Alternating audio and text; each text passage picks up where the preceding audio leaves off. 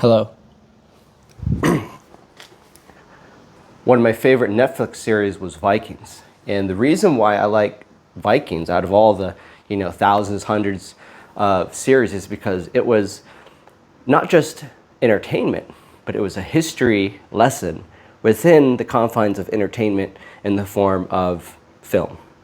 And the actors were great. The storyline couldn't have been more accurate to the T with Viking and early European histories. And for those of you guys that don't know who the Vikings were, if you passed world history class in what is that, like high school, I think 7th grade, 6th, 8th grade, 10th grade, 11th grade, then you would know what the Vikings are. So anyway, the reason why I bring that up is because that story taught me a lot about my life and life in general. In that story, there's a character named Ragnar Lothbrok. And basically, his goal was to become successful, to conquer the world. Just like any CEO, pretty much. Conquer the world in the sense that, conquering your life, achieving goals, becoming like the man, the king, and becoming the king of your life, per se. So I use that story and apply it to my life. And within that story, there are two brothers, okay? This is important because in life, you may have a brother, you might not. You might have a business partner. You might have a coworker. You might have a boss in the sense that is similar like a brotherhood, considering they're a man and you're a man and they're a leader and you're working underneath them. You're kind of like a soldier in their army. And at some times, occasionally, or more often than not, it might seem that you're living in their shadow, meaning that you're always behind them. And that could drive you mad. I remember when I was in that situation. But you know what? All the bosses that I worked for, and I worked for small businesses, and I worked for the biggest company that I worked with was LoopNet. Actually, technically I didn't work for LoopNet.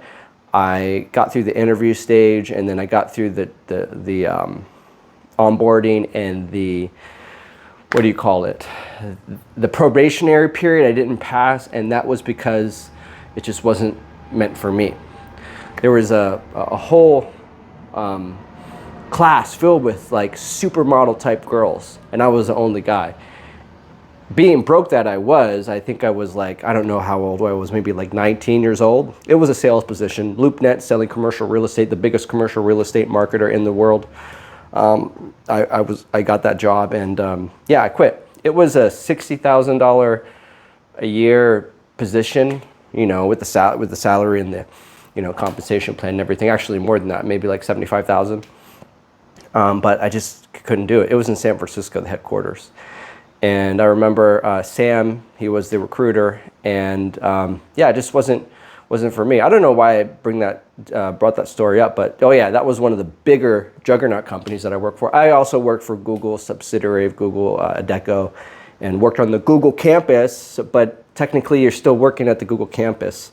So the point of me bringing this up is I've worked for some big juggernauts. I did work indirectly, independent contractor at Google. What difference does it make? Technically, you can't say you were a Google employee, but you worked in the Google campus and you basically did everything that the Google employees got privileges to, depending upon your hierarchy. But I did work for small businesses, and I learned a lot from both. Small businesses are like the big, juggernauts of the world. I worked for them both. And I always had some sort of leader. I always had a manager. I always had coworkers, my peers on the same level as me. And I was always the shining star. I was always the one that to do more than expected, to master the craft. Where others may have been just there to collect a paycheck, I was never, for the most part, at a position that I was just trying to make some money. I always saw it as an opportunity for me to learn, to take me to somewhere else. And look at me now, I'm a CEO, I have this company, and I run this company. I built it from the ground up. Everything that you see online about Pinnacle is my work. I did it, and I built the team, I've managed the staff, and I've done everything. The brand, designed it myself, worked with the designers, my vision, the name, everything. So all of that stuff, I have to pay it forward to all the bosses and all the jobs that I have, even going to some place as simple as Starbucks. I reversed engineer Starbucks, Whole Foods, all of these hotel chains grocery stores, McDonald's. And what I did was I wanted to fine-tune those winning aspects of their business and apply to my own as best I can. And I fail at a lot of them. But the main purpose of this video is to share with you that you might be living in the shadow of someone. Could be your mom, could be your father. They have a dream for you. They have an outline for you. It could be your spouse, okay? It doesn't matter. Look in your life and find out whose shadow that you are living in. And you have to think, there's two paths. You can continue to live life in their shadow. There's nothing wrong with that. There's nothing wrong with that. There's nothing wrong with being number 2, number 3, as long as you're in the top 5. As long as you're in the winning, everyone's a winner at some degree. So it's a mindset. But relatively speaking, as long as you're in the top 5, in a race, look at the Olympics, look at, wrestling, look at, basketball. It's always the top 5 in a tournament, poker tournaments. You should be doing good. 3rd place, whatever. And you should really understand and think about this. Do you want to be number 1 or number 2? Are you okay with being number 2? Are you okay with living in the shadow of your brother or your father, fulfilling their dream? If you don't have a dream, if you don't have a clear, concise plan, if you can't be like Donald Trump and quintuple his father's fortune, okay, that's the story with Donald Trump. Donald Trump did a great job. Yeah, he was born in a family of wealth, but there are lots of people, or more people than on your Facebook profile, that are millionaires, born into wealth. I think there's 1,000 millionaires made a day, I think. 1,100? So if you have less than 1,100 friends on your Facebook or your Instagram profile, that's how many rich kids there are. For every family, there's at least a couple of kids. Okay, rich people tend to have a lot of kids, have a family. Anyway, those people born in wealth, you have to look at what they did with their money. Did they double their parents' fortune? Donald Trump did. And so he didn't live in his father's shadow. He created something, his own enterprise, his own independence. But are you him? You don't have to be exactly like him, but you could be similar, meaning you have to have the character traits of a winner. In your life, you may be working for a job that you don't want to continue to work for, or you might have a business and you might have a partner and the business is not growing. Well, you have to really understand your worth and their worth. Weigh the pros and cons and ask yourself, hey, is it worth for me to live in this person's shadow? Are they doing a good job? Or can I take the company to the next level? Can I move up in my corporate ladder? Can I take the relationship that I'm in the next level? And you have to really think about that. Okay, there always has to be one leader or a group of leaders that respect each other's position. Okay, it's like 4 legs to the table. Each leg serves a purpose. This leg supports this end and the other end supports the polar opposite, parallel to this one and perpendicular to this one. They all have different places that hold up the foundation of the table, each serving a different purpose, but for the ultimate goal. The ultimate goal is to keep the foundation stable. When you build a house, the foundation needs to be stable, otherwise the house will tumble over. The same thing for business, the same thing for your life. So you must understand, you must build a solid foundation for your life, and credit is one of them, okay? Are you living in the shadow of your credit, or are you living on top of your credit? Are you being proactive with growing it? Because you're not going to be successful in credit if you think that you can just hire a company to wipe stuff off. Okay, wiping off even bad history means you're left with no history, limited history. So that's not really going to be sufficient enough for you to achieve your goals. And if you're just trying to qualify for the refinance, that's all you're going to get. But what about tomorrow? You're going to want to get more. Don't just stop there, okay?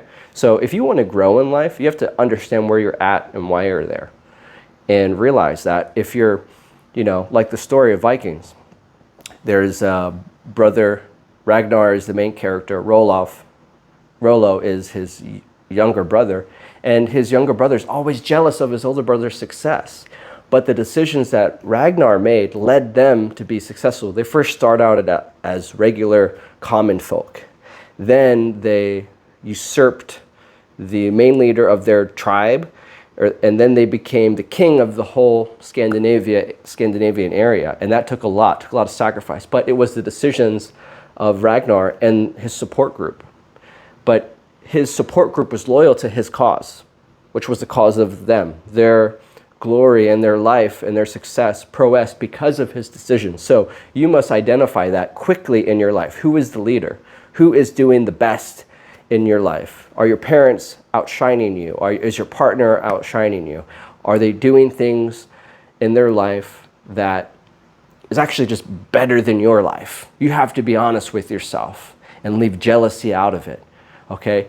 If you can objectively analyze that and then make a decision of what you're committed to be, then you divorce yourself from your outward or inner jealousy towards people, and then you just focus on the goal success. You simplify life.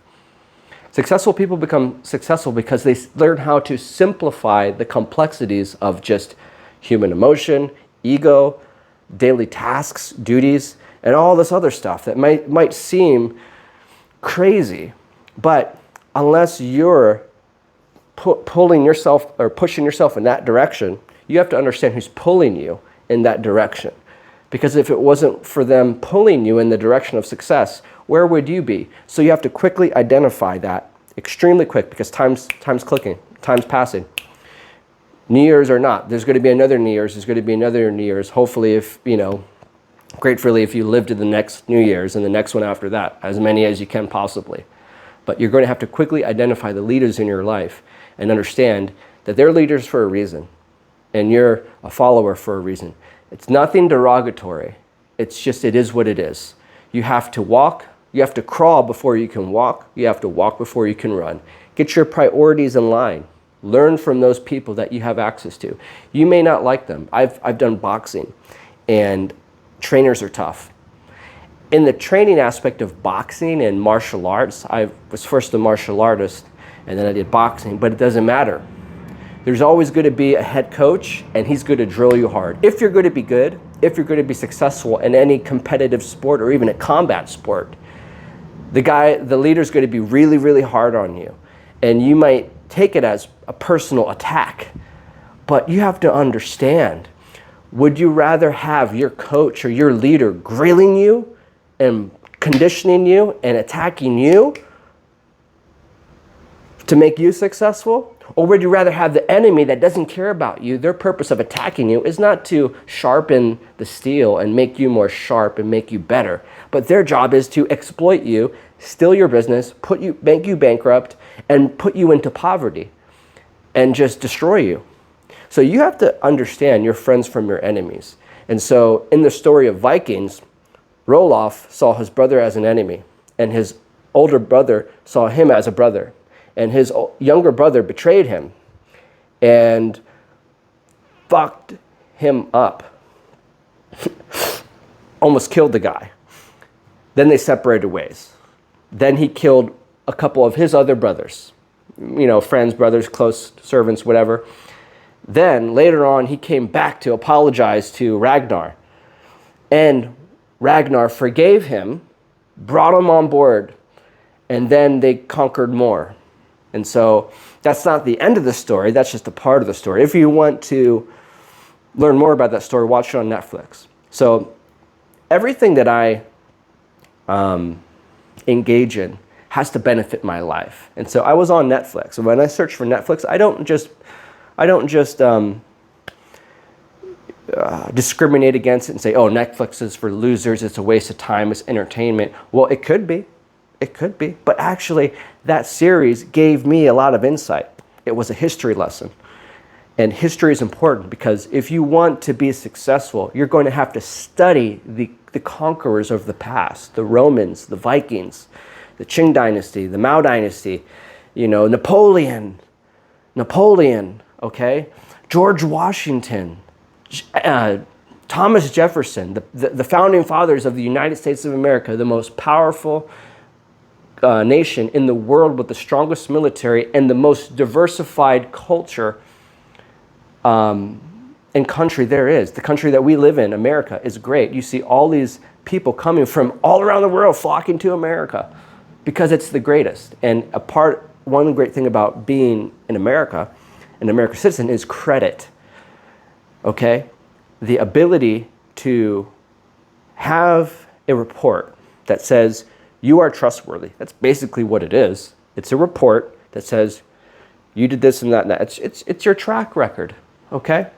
Before, back in the day, you have a word, like your word. You give a man your word. He said he gave me his word. It means you do it. Nowadays, you don't have a word because people lie. But a credit report doesn't lie. Well, it does and it doesn't. Okay, so if there's stuff on it that is questionable, we can remove it. But that doesn't mean if you have bad habits, we cannot remove your bad habits for you. You know.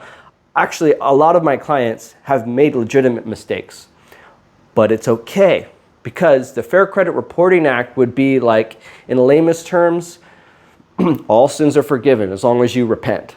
Okay. If you approach the clergy and the priest and you pay indulgences and supplicate and ask God for forgiveness, okay, your sins shall be forgiven in that sense. Not really, but technically not, because we have to do some legal loopholes and stuff. But the point is, there are laws in your consumer rights. There's about 5 of them. I have a video. I'll leave a video in the description below of those 5 laws. But those 5 laws you should study on.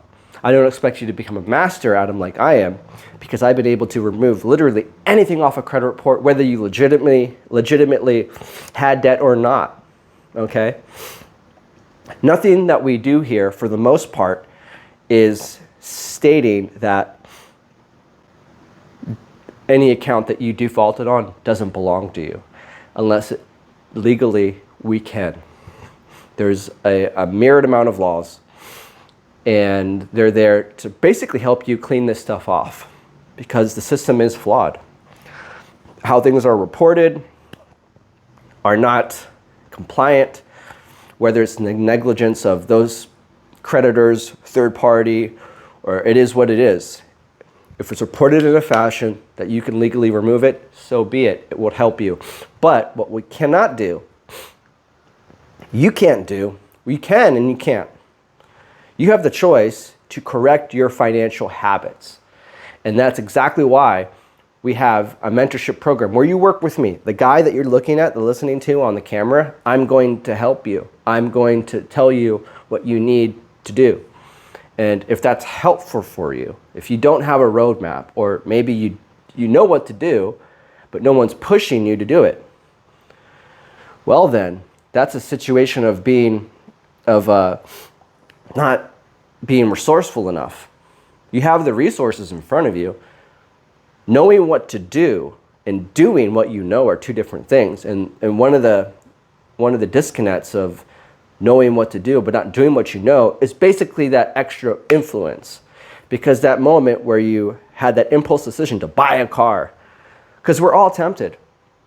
In this life, we are all tempted to do stupid shit, to buy stuff that we don't need, to sign contracts that we don't need to do. But you need the proper influence, just like Ragnar had. Roll-off was good, then it was bad, but then he realized he made a mistake, and then he changed it, and then he got back. And those brothers were so much more. They conquered pretty much the whole Western world, the Vikings. They pillaged, they took over Paris. Because of Roll-off, they took over Paris. Paris, Charlemagne. You guys need to study history. The Vikings technically took over Paris. I mean, they went their separate ways, but they didn't kill each other, right? Anyway, so I learned from that story, and you guys should learn from history too. And one thing is, we could clean off everything for you, but that's not going to change your financial habits. So if you're working with me as a customer, don't, just live in my shadow for a little bit till I can segue you to the light, okay? So you can get you on, so you can have a roadmap. Because if you obviously have not accomplished what you needed to accomplish, and I'm taking responsibility for your credit. When you hire me, I'm taking responsibility in the sense that I'm supposed to do my job, and I see it as my responsibility to remind you, to teach you, to work with you one-on-one. I got hundreds of clients that I work with on a daily basis. And so it's quite a lot. 1 plus 100, but I want to get thousands more, okay? I can handle thousands more, but you're going to have to let me, I'm going to have to quarterback things to you and you run it, right? So on the football team, there's a quarterback and there's wide receiver, there's a linebacker, there's tight end, all these positions, but they're not fighting each other. They're not jealous of one another because otherwise they would not win their Super Bowl. So if you want to win the Super Bowl in life, then you need to listen to the quarterback, okay? I got the play right there, you know? And that's easy for you. Don't fight me. I don't want to fight you. My job is to deal with your stuff, but also a bunch of others. So I have more practice than you. Technically, unless you're in the credit repair field and done better work than me, I'm actually better at my job than you are telling me how to do my job. And that's not, I don't say that from a position of ego or cockiness or being rude. I'm just telling you just the logical facts. And so be appreciative. Be appreciative that you have hired a professional that is more competent and more versed in this than you. That's the purpose of you paying for it. Okay? Otherwise, you could do it yourself.